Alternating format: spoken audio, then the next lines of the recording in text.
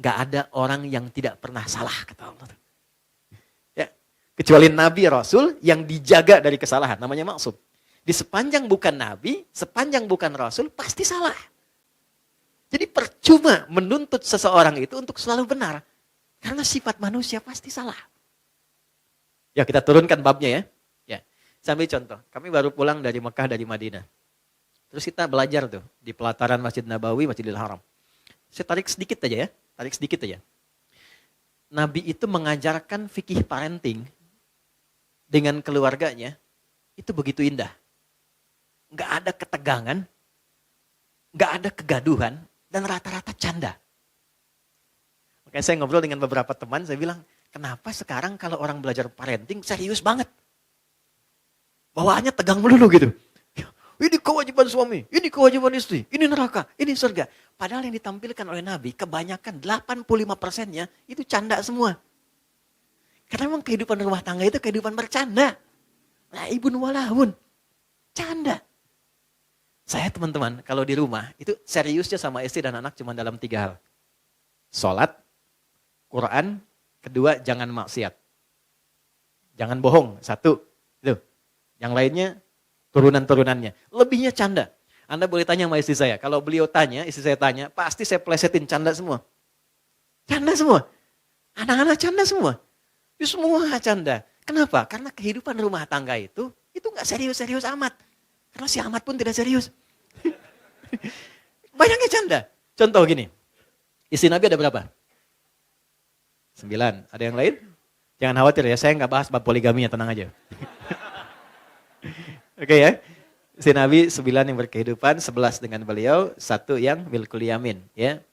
Pembahasan detailnya nanti. Singkatnya begini, dari sekian itu kenapa Nabi diizinkan menikah lebih daripada 4 istri? Kenapa diizinkan? Saya sering sampaikan. Maaf, ini rahasianya teman-teman.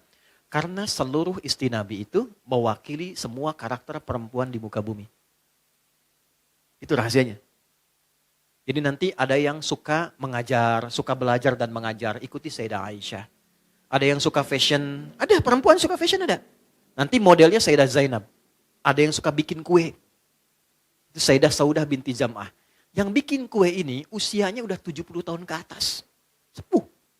Tapi nggak pernah Nabi masuk ke rumah beliau, ke kamar Sayyidah Saudah itu di samping Sayyidah Aisyah. Jadi kalau ini yang kubah hijau itu di atas ya.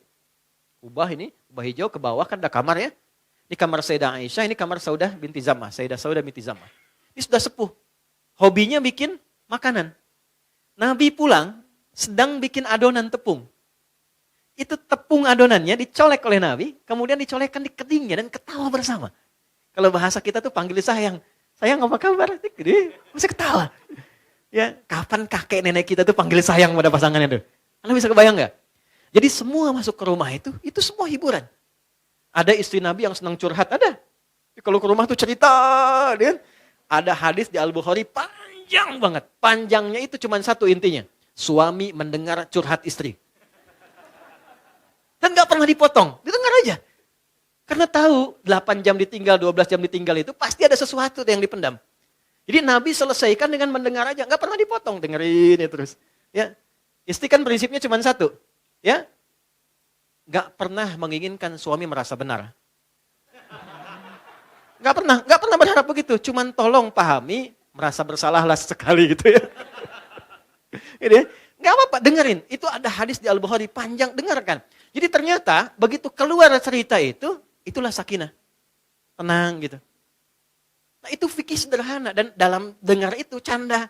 Kadang dialog, kadang canda. Makanya kehidupannya itu yang harmoni yang kita dapatkan. Gak terlalu serius.